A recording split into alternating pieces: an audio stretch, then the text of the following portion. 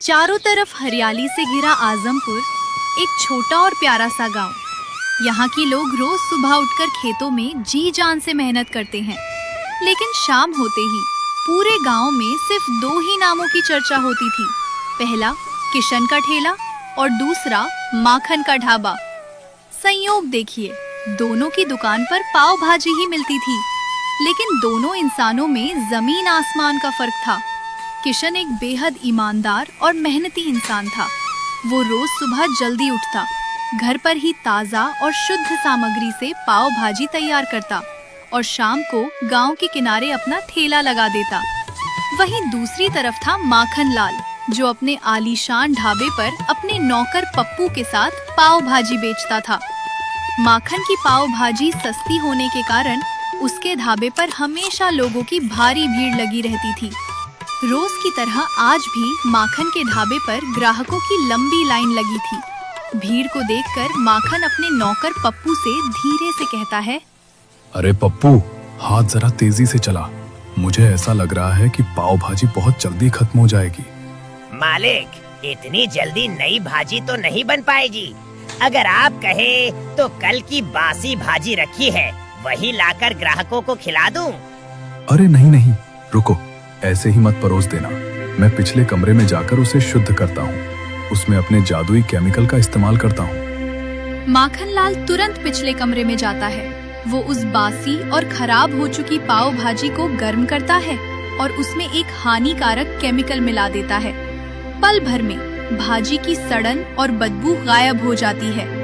माखन लाल मुस्कुराते हुए उसे बाहर लाता है और मासूम गरीब किसानों और मजदूरों को बड़े चाव से खिलाने लगता है। वहीं दूसरी तरफ किशन की पाव भाजी थोड़ी महंगी थी। महंगी इसलिए क्योंकि वो उसमें शुद्ध मसालों और ताज़ी सब्जियों का इस्तेमाल पूरी ईमानदारी से करता था। तभी किशन के ठेले पर दो ग्राहक आकर बात करने लगते हैं।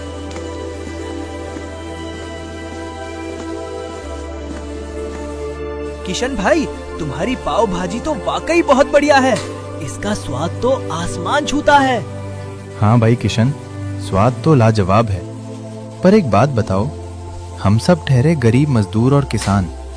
माखन लाल 20 रुपए प्लेट में पाव भाजी देता है और तुम 30 रुपए प्लेट लेते हो। ऐसा क्यों करते हो भाई? देखिए भाई साहब, मैं अच्छी और ताज़ी चीजें इस्तेमाल करता हूँ। अपनी लागत लगाने के बाद मैं एक प्लेट पर सिर्फ 5 या 10 रुपए ही कमा पाता हूँ। अब माखन लाल 20 रुपए में कैसे बेच रहा है, ये तो या तो वो जाने या भगवान जाने। देखो किशन, अगर तुम अपना रेट कम नहीं करोगे तो मजबूरी में हमें माखन लाल के ढाबे पर ही खाने जाना पड़ेगा। भाई साहब, ग्राहक तो स्वतंत्र होते हैं। आपका जहां मन करे आप वहां खाइए, लेकिन मैं पैसे कम करने के लिए अपनी क्वालिटी से समझौता नहीं करूंगा। चाहे मेरा सब कुछ बर्बाद क्यों ना हो जाए, मैं लोगों की सेहत के साथ खिलवाड़ नहीं करूंगा। ग्राहक चले जाते हैं। किशन स्वभाव से बहुत सीधा और कम बोलने वाला था। वो माखन की तरह मीठी मीठी बातें करना नहीं जानता था, इसलिए कुछ ग्राहक उसके रूखे व्यवहार की वजह से उसके पास आना पसंद नहीं करते थे। वहीं दूसरी तरफ माखन लाल अपने ढाबे पर ग्राहकों से चिकनी चुपड़ी बातें कर रहा था। तभी गांव की एक महिला वहां आती है।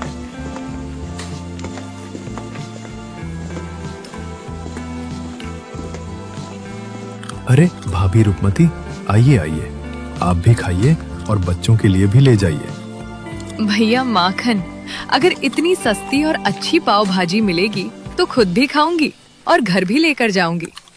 ऐसा करो पप्पू भाई, 2 प्लेट पैक कर दो, घर ले जाऊंगी।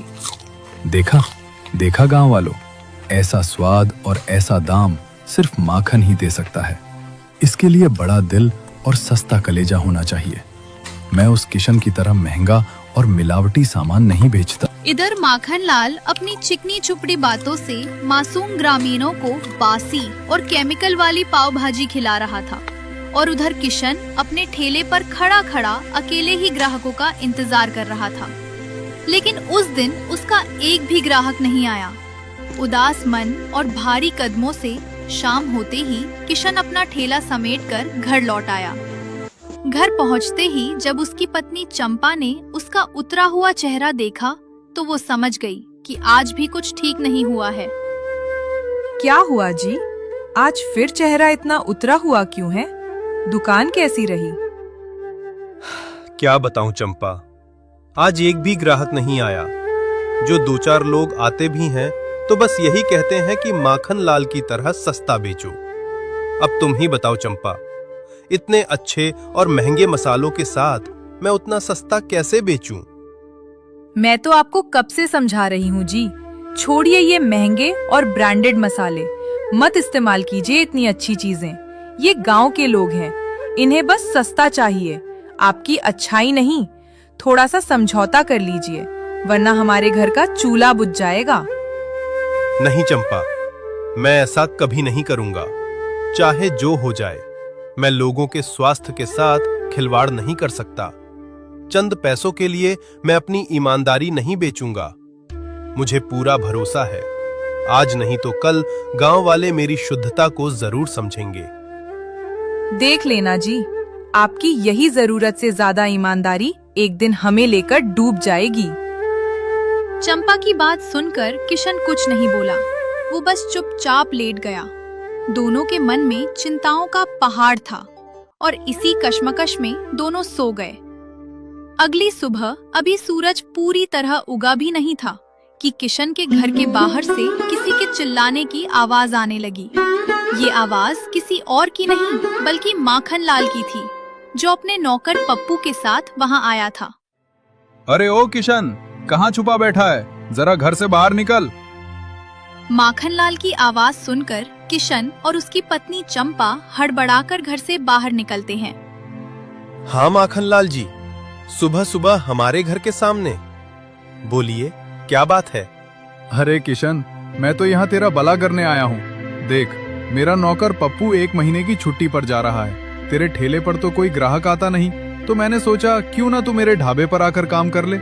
तू जितना अपने ठेले से पूरे महीने में कमाता है, मैं तुझे उससे दुगना पैसा दूंगा। माखन लाल जी, ऐसा कभी नहीं हो सकता। मुझे अपने ठेले और अपनी मेहनत की थोड़ी सी कमाई पर पूरा भरोसा है। मैं नौकरी नहीं करूंगा। अरे किशन, मुझे पता है कि तेरे हाथों में हुनर है, तेरी पाव भाजी का स्वाद अच्छा है, पर तू इस गांव को नहीं जानता।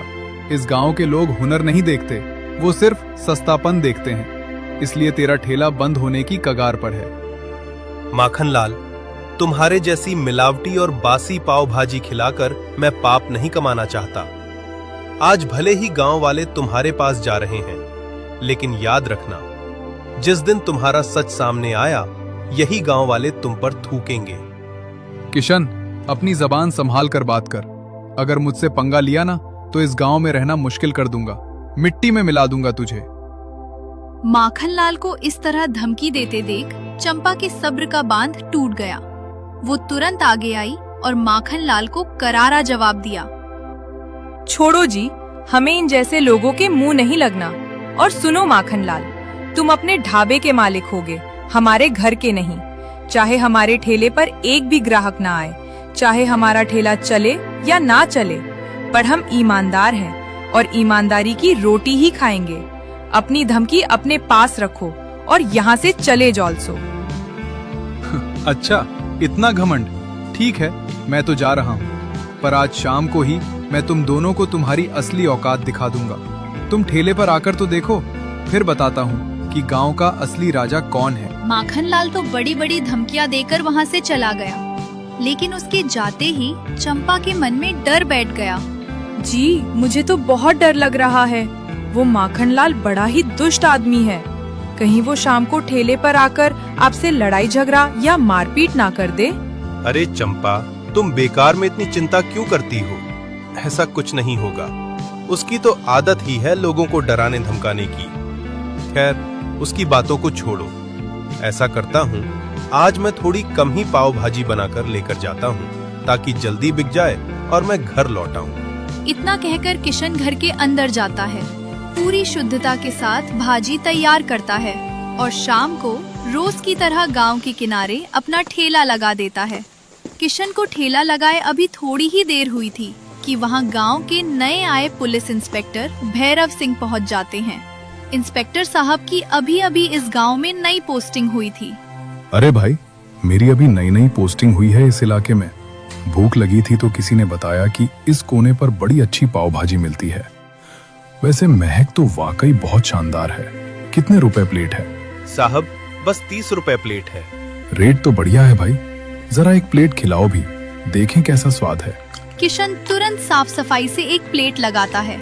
इंस्पेक्टर साहब जैसे ही भाजी का पहला निवाला अपने मुंह में रखते हैं, वाह भाई वाह, गजब का स्वाद है।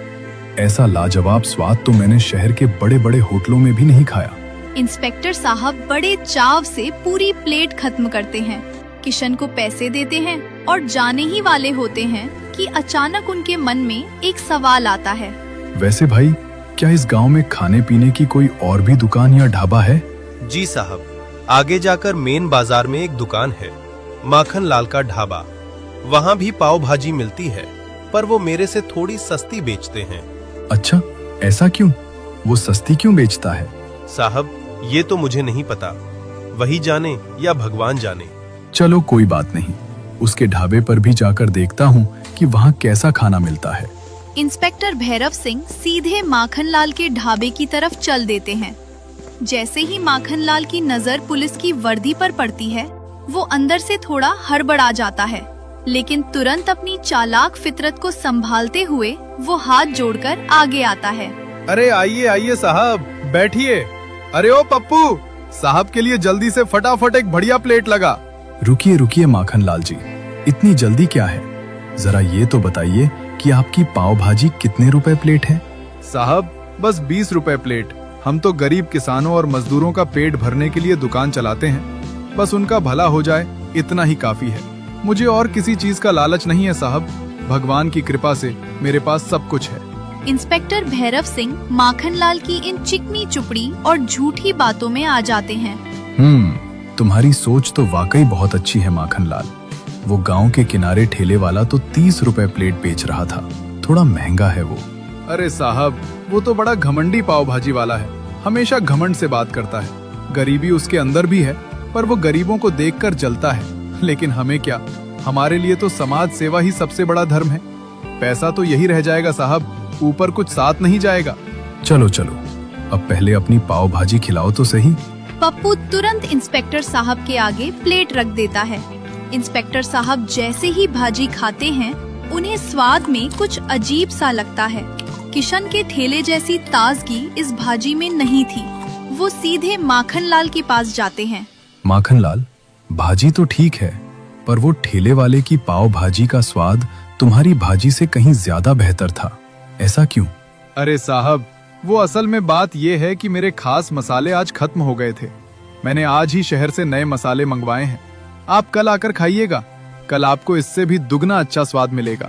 चलो कोई बात नहीं, रेट के हिसाब से ठीक ही है। लगे रहो। वैसे मैं शहर से आया हूँ और मेरी नई पोस्टिंग है, तो मैं बाहर का खाना ज्यादा खाता नहीं हूँ। इंस्पेक्टर साहब माखनलाल को पैसे देकर वहाँ से चले जाते हैं। उनके जाते ही माखनलाल राहत की सांस लेता है और गर्व से सीना चौड़ा करके पप्पू से कहता है, देखा पप्पू, देखा माखनलाल का जलवा। अरे बड़े बड़े लोग मात खा जाते हैं। ये पुलिस इंस्पेक्टर भी नहीं पकड़ पाया कि मैंने उसे केमिकल वाली बासी भाजी खिला दी। लेकिन मालिक, मुझे तो बड़ा डर लग रहा है, कहीं किसी दिन हम किसी बड़े लफड़े में न फंस जाएं। मेरा मन तो कहता है कि ये मिलावट का धंधा अब बंद ही कर दो मालिक। मूर्ख, अगर ये धंधा बंद कर दिया तो तेरी सैलरी कहाँ से आएगी? ये गांव वाले सिर्फ सस्ता देखते हैं, स्वाद और सेहत नहीं। और रही बात इंस्पेक्टर की, तो पैसों की गर्मी है, सब संभाल लेंगे। तू चुपचाप अपने काम पर ध्यान दे। इंस्पेक्टर को अपनी बातों के जाल में फंसाकर माखनलाल बहुत खुश था। धीरे धीरे शाम ढली और सभी लोग अपने अपने घरों को लौट गए। लेकिन माखनलाल ये भूल गया था कि झूठ की बुनियाद पर खड़ा महल कभी भी गिर सकता है। अगली सुबह होते ही किशन रोज की तरह भगवान का नाम लेकर अपना ठेला लगाता है। अभी उसे ठेला लगाए थोड़ी ही देर हुई थी कि अचानक वहां इंस्पेक्टर भैरव सिंह अपने एक सिपाही के साथ आ धमकते हैं। किशन, आज तुम्हारे खाने की जांच होगी। कल मैं यहाँ पाव भाजी खाकर गया था और रात को मेरी तबीयत खराब हो गई, इसलिए हम तुम्हारे खाने का सैंपल लेंगे। इंस्पेक्टर की बात सुनकर किशन जरा भी नहीं डरा। उसकी आंखों में ईमानदारी की चमक थी। साहब, आप बेझिझक होकर मेरा सारा खाना चेक कर लीजिए। मैं शुद्ध और ताजा सामान ही बनाता हूँ, मुझे कोई डर नहीं है। सिपाही तुरंत किशन की भाजी और मसालों की जांच करता है। थोड़ी देर की जांच के बाद किशन का खाना पूरी तरह शुद्ध होता है। कोई बात नहीं किशन, तुम्हारा खाना एकदम परफेक्ट है। इसका मतलब गड़बड़ कहीं और है। अब जरा माखन लाल का नंबर लगाया जाए। इंस्पेक्टर भैरव सिंह सिपाही को साथ लेकर सीधे माखन लाल के ढाबे पर पहुंचते हैं। पुलिस को अपने ढाबे पर देखकर माखन लाल के होश उड़ जाते हैं।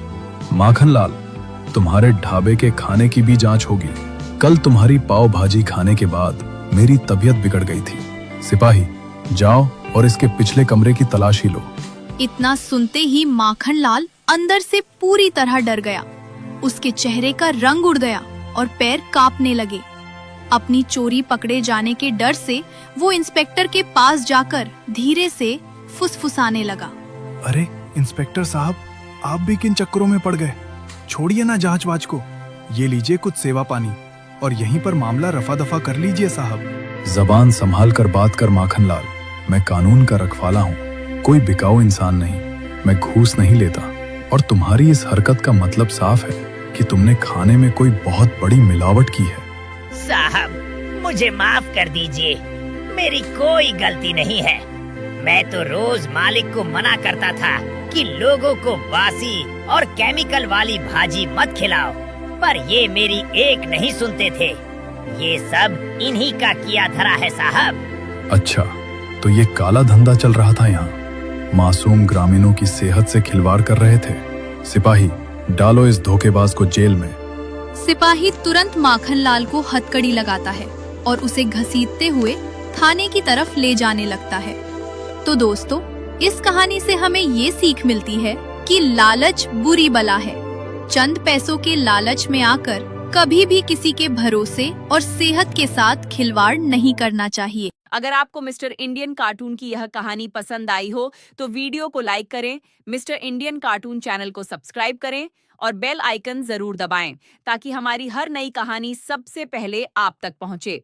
नीचे कमेंट करके जरूर बताइए कि आपको आज की कहानी कैसी लगी और अगली वीडियो किस विषय पर देखना चाहेंगे। आपका एक लाइक, एक कमेंट और एक सब्सक्राइब हमें और भी बेहतरीन कहानियां बनाने की प्रेरणा देता है। धन्यवाद।